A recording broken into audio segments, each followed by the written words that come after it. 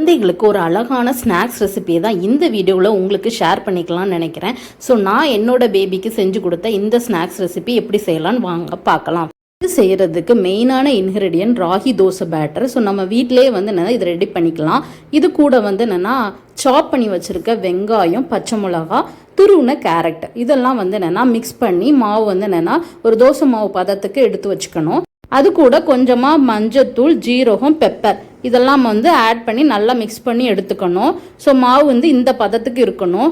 இதுக்கப்புறம் வந்து என்னென்னா பணியார சுட ஆரம்பிச்சிட வேண்டியதான். ஸோ இது குழிப்பணியார சட்டி எடுத்துட்டு நெய் விட்டுட்டு நெய் நல்லா காஞ்சதுக்கப்புறம் நம்ம பணியாரத்தை ஊற்ற ஸ்டார்ட் பண்ணிடணும். அதுக்கப்புறம் இந்த மாதிரி மூடி போட்டு வேக வைக்கணும். கொஞ்சம் லோ அல்லது மீடியம் ஃப்ளேம்லேயே வச்சு வேக வைங்க. ஸோ அப்போ தான் நல்லா பணியாரம் உப்பி வரும்.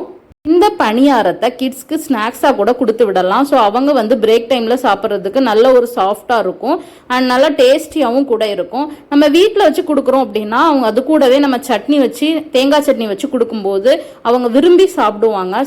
ராகி தோசை பேட்டர் வந்து ரெடி பண்ணுறது ரொம்ப சிம்பிள் தான். ஸோ அதுக்கு வந்து என்னென்னா 1 கப் ராகி எடுத்துக்கணும். கூடவே 1 கப் இட்லி அரிசி எடுத்துக்கணும். கொஞ்சமாக வந்து என்னென்னா உளுந்து ஆட் பண்ணிக்கணும். ஸோ இதெல்லாம் சேர்த்து நம்ம வந்து அரைச்சி இந்த தோசை பேட்டர் ரெடி பண்ணிக்கணும். ஸோ இது வந்து என்னென்னா தனியாக வீடியோ போடணும் அப்படின்னு நினச்சிங்கன்னா கமெண்ட் பண்ணுங்கள். பெரியவங்க கூட இதை பிரேக்ஃபாஸ்ட்டாக எடுத்துக்கலாம். மார்னிங் வந்து இதோட தேங்காய் சட்னி வச்சு நமக்கு சுட சுட சாப்பிடும்போது அந்த டேஸ்ட் வேறு லெவல் இருக்கும். ஸோ கண்டிப்பாக வந்து என்னென்னா இதை ட்ரை பண்ணி பாருங்கள். அண்ட் நீங்கள் இந்த ரெசிபி ட்ரை பண்ணுறீங்க அப்படின்னா எப்படி இருந்ததுன்னு எங்களுக்கு கமெண்ட் பண்ணுங்கள். தேங்க்யூ ஆல் ஃபார் வாட்சிங்.